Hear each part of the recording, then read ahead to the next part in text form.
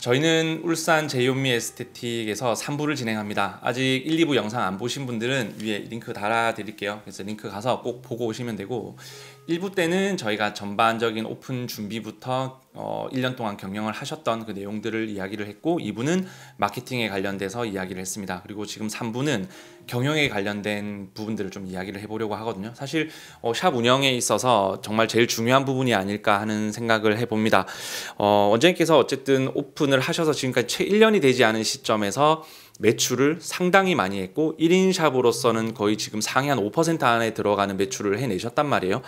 그래서 이제 창업을 준비하는 사람들 혹은 지금 경영을 하고 계신 분들에게 비록 경영한 기간은 짧지만 매출로서 보여주셨기 때문에 뭐 조언을 해줄 거 있다 그러면 좀 간략하게 정리를 하신다면.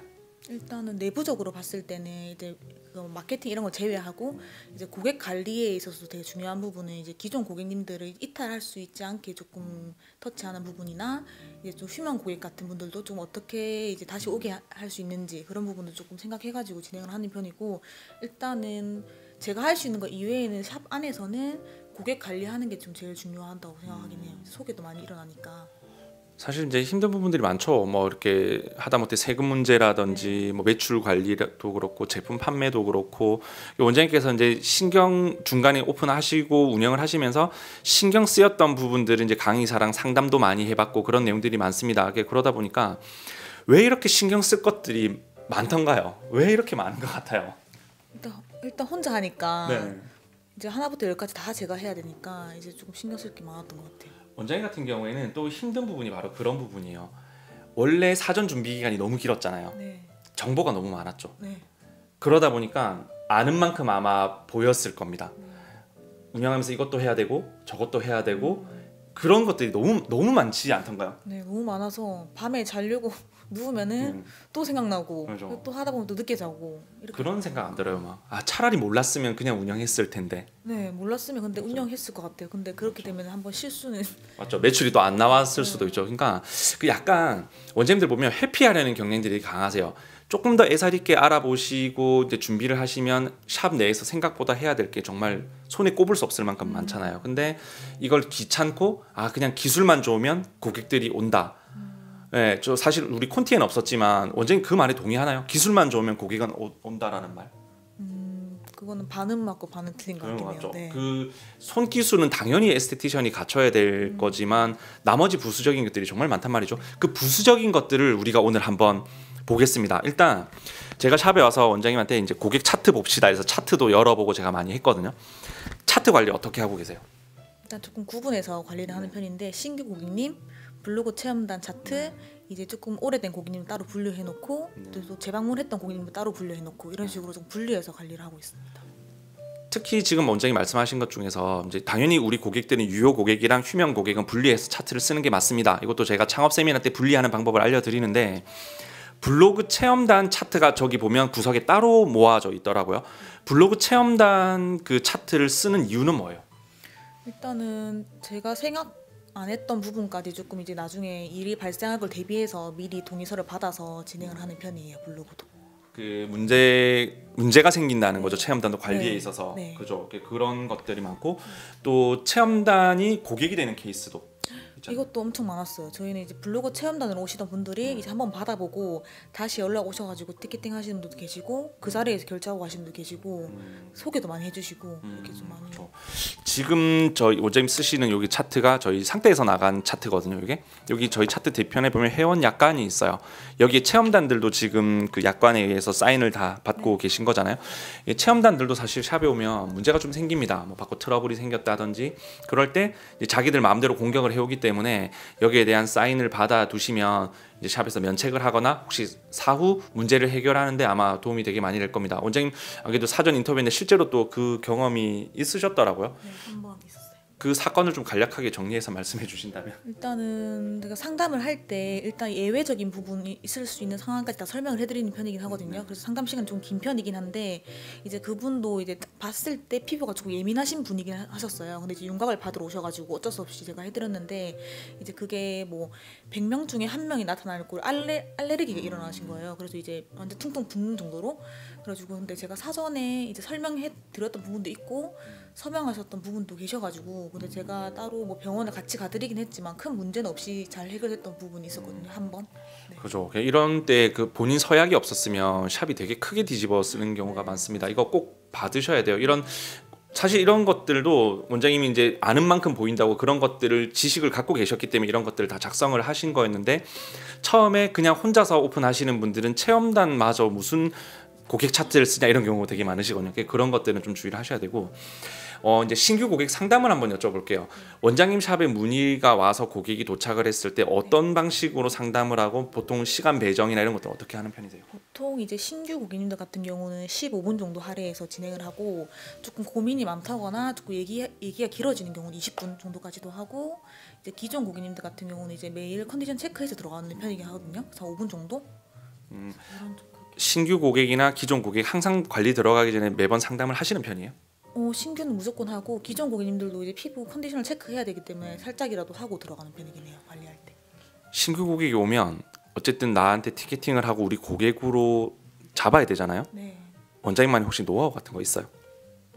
이게 노하우라고 할지 모르겠지만 일단은 고객님 딱 들어오실 때는 조금 저랑 처음 만나다 보니까 조금 낯설다 해야 되나 그런 느낌을 주기 싫어서 일단은 처음 들어오시면 일단 저는 먼저 말을 건네고 스몰 토크처럼 조금 분위기를 풀고 들어가는 편이긴 해요. 그러면 본인들의 고민이나 이런 것들도 좀 잘 얘기하시는 편인 것 같고 그렇게 되면 티켓팅으로 좀 잘 이어지는 것 같긴 해요.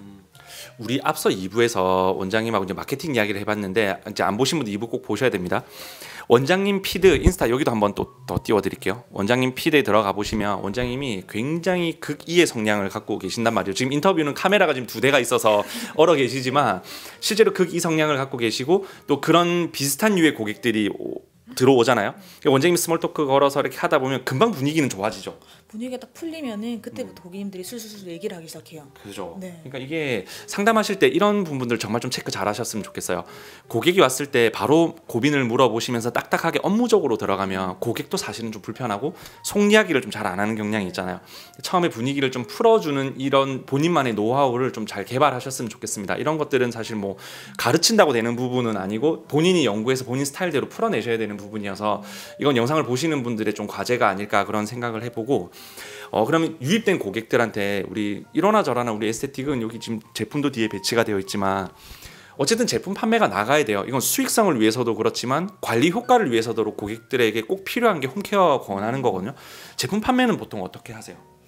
저는 근데 제가 예전에 에스테틱 다녔을 때 너무 강매처럼 하니까 전 제가 좀 싫더라고요. 네. 그래가지고 저는 조금 홈케어의 필요성에 대해서는 좀 언급을 해주는데 제가 직접적으로 권유를 하진 않거든요. 네. 근데 실질적으로 진짜 문제성 피부고 무조건 개선을 해야 된다. 웨딩 고객님들 같은 경우는 제가 조금 그때는 조금 강제로 좀 해드리긴 하는 편이긴 한데 대부분 제가 그냥 이 제품은 어떻다 약간 효능 같은 거 얘기해드리고 이런 걸 써라고 그냥 그런 식으로 좀 안내를 해드리는 편이고 그런 식으로 판매를 하는 것 같아요. 이제 자연스럽게. 관리 같은 거 중에도 이 고객한테 필요하면 그 제품에 대한 설명을 좀 상세하게 하시는 편이세요? 네, 관리할 때마다 설명을 해주면서 효과에 대해서 설명해드리는 편이에요. 그리고 제품 판매 같은 경우에는 사실 원장님이 제품을 권하지 않는 샵인데도 불구하고 제품 출고량이 제법 많아요. 이건 제가 이제 강의사한테 확인을 한 결과 원장님 홈케어 제품 판매가 스마트 스토어 운영을 안 하시는 가운데서도 판매량이 제법 많은 편입니다. 이런 것들은 샵에서 자연스럽게 녹여서 고객한테 권할 수 있는 그런 노하우 같은 것들 그런 것들이 있습니다. 그게 제 유튜브 영상에 찾아보시면 고객 그 제품 판매에 관련된 영상이 있으니까 그 편을 꼭 한번 찾아보셨으면 좋겠고 지금 전체 매출이 굉장히 높거든요. 높은 상태인데도 제품비 지금 지출량이 많아요. 지금 몇 퍼센트 쓰고 계세요? 20% 정도. 그거보다 좀 더 많이 쓰시죠. 네. 원래 샵에서 경영을 하실 때 매출 구간이 1,500이 넘지 않으면 전체에서 한 20% 이내로 쓰도록 저희가 좀 많이 권하는 편이고 제가 개인적으로 좀 그렇게 많이 권하는 편이거든요. 근데 제품비 지출이 조금은 높아요. 근데 원장님께서 그 쓰시는 또 이유가 있더라고. 높게 쓰는 이유가 왜 그렇게 쓰세요? 저는 초반부터 조금 이런 건 지키자 했던 부분 중에 하나가 이제 고객님들한테 제품을 쓸 때 조금 인색하게 쓰기 싫은 마음도 조금 컸었고 이제 그거를 조금 아낌없이 그런 것도 좀 투자하는 편이고 싶었고 뭐 스킨 부스터 이런 걸 진행할 때도 이제 정량을 쓰는 거 좀 보여주고 싶어서 이제 쓰고 조금 남은 애들은 좀 집에서 홈케어를 쓸 수 있게 좀 처방을 해드리는 편이고 그런 식으로 했기 때문에 남은 거 고객 드리는 거죠. 네. 그렇죠. 그러니까 보통 제품비를 좀 인색하게 쓰시는 분들이 한 7%에서 11% 사이 구간을 쓰시는 분들이 계신데 그게 이제 이런 경우입니다. 5mm를 따서 MTS 2.5mm를 투여하고 나면 2.5mm가 남죠. 남은 거 다른 고객한테 또 쓰시잖아요.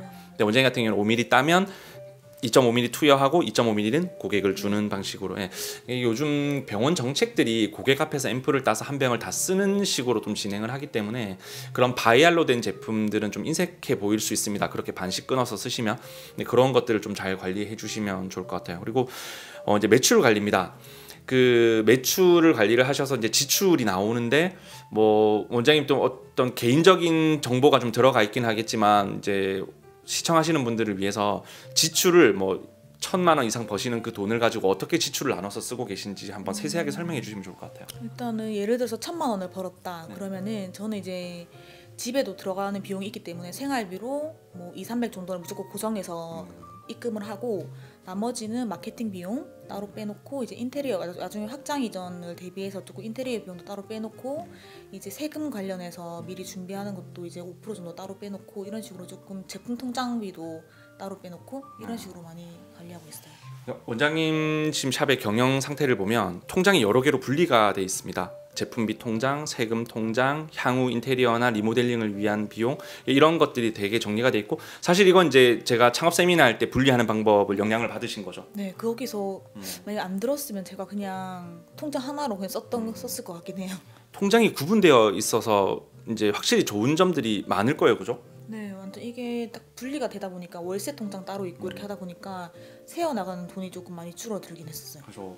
그러니까 원장님을 보면 매출도 높게 하셨는데 보통 매출 높게 하시는 분들이 제품비 지출이 보통 35%까지 올라갑니다. 그러면 매달 한 150에서 200 정도를 딴 사람보다 더 쓰니까 연간 2,000에서 2,500 정도를 더 쓰시거든요. 이게 매출 높게 나오는데 매출장 정리 안 되시는 분들이 대부분 기계를 엄청 많이 구매를 하세요. 거기서 제품비가 굉장히 많이 깎이는 건데 그 통장이 구분돼 있으면 제품비 지출량이 눈에 바로 보입니다. 이런 경영들을 해오셨기 때문에 원장님 지난 매출장을 쭉 보면 순이익률이 굉장히 좋아요.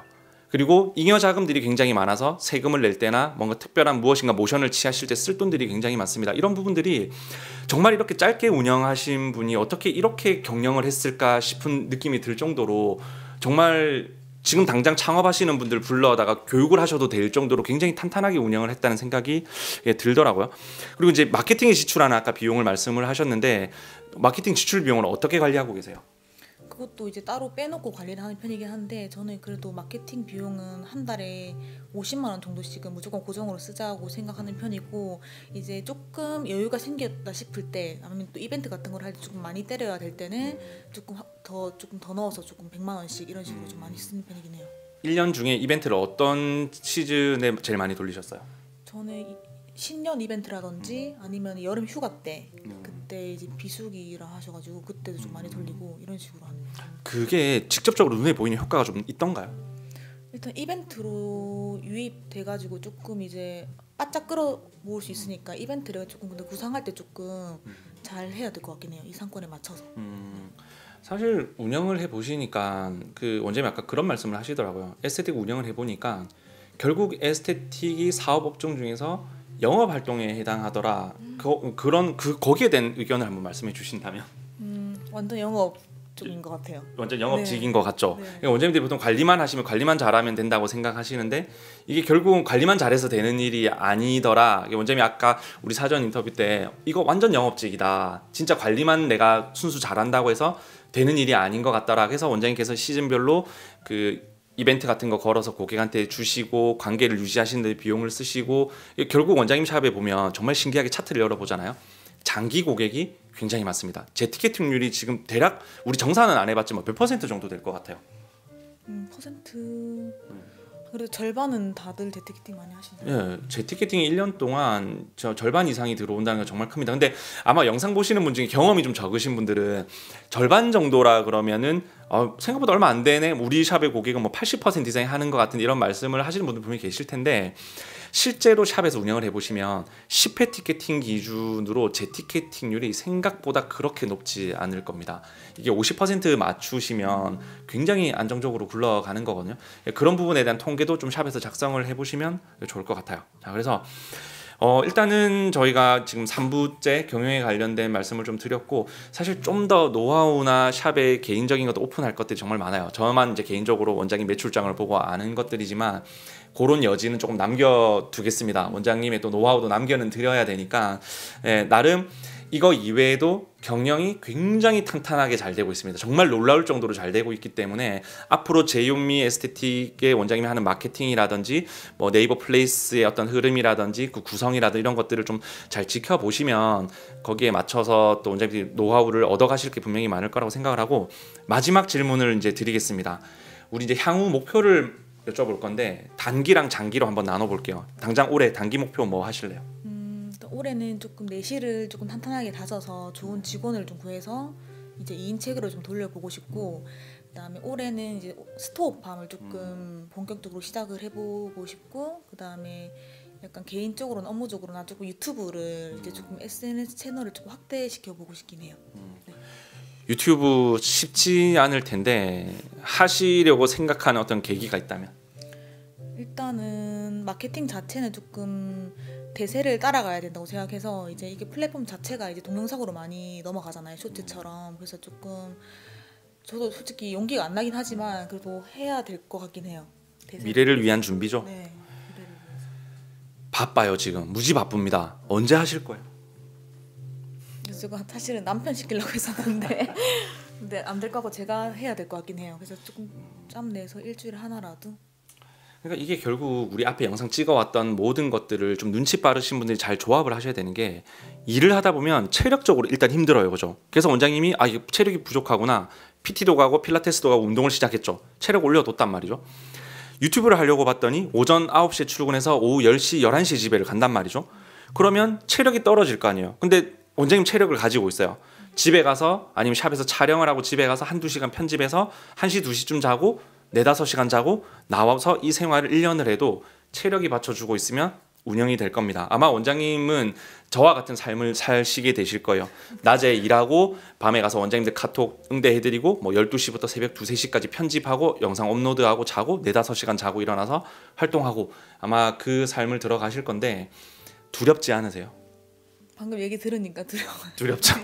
근데 이게 사람이 하다 보면 다 해내지더라고요. 근데 제가 지금 이제 지난 1년 동안 제 거래처가 아니었지만 저는 또 꽁생 원장님 또 제자였고 우리 사석에서도 몇 번 뵙고 하면서 우리 또 그때 교육도 부산에 오셔서 저랑 우리 디프리 가서 강의사랑해서 또 술도 한잔하면서 이런 저런 이야기를 나눠봤었는데 외모와 다르게 굉장히 독하게 잘 하셨어요. 네, 굉장히 강단도 있고 처음에 제가 인스타 피드 봤을 때는 그냥 재밌고 활발한 사람이라고 생각을 했는데 그 이면에 굉장히 탄탄한 이런 내실을 가지고 계셔서 잘 하시겠다. 제가 우리 강의사한테 정말 잘 서포트해봐라. 정말 클 수밖에 없는 원장님이겠다 했는데 예상대로 정말 잘 해내셨더라고요. 그래서 지금까지 우리가 이제 1, 2, 3부를 다 찍어봤는데 우리 원장님이 오는 주인공이시지만 그래도 여기까지 오기까지 조력자가 우리 꽁샘 원장님도 여기 오셨으면 참 좋았을 텐데 안 계시니까 또 다른 조력자인 우리 강의사를 한번 4부 때 불러서 우리 강의사 의견도 좀 들어보고 원장님하고 했던 케미가 분명히 있었을 겁니다. 그래서 지금 또 이렇게 잘 오셨을 거고 영업사원과 원장님의 어떤 관계가 저희 이제 상대 화장품이 추구하는 방향 자체가 그냥 단순히 제품을 공급해드리고 결제를 받고 이렇게 돌아가는 시스템의 회사가 아니고 그냥 한 덩어리 같이 가는 동반자 그런 컨셉으로 가고 있기 때문에 서로가 윈이 상생하는 그런 동반자의 개념으로 가고 있어서 뭐 강의사에 대한 이야기들 또 어떻게 컨설팅을 했는지 그런 것들을 좀 도움받았던 내용들을 4부에서 이야기를 해보도록 하겠습니다. 저희는 4부에서 뵙도록 하겠습니다.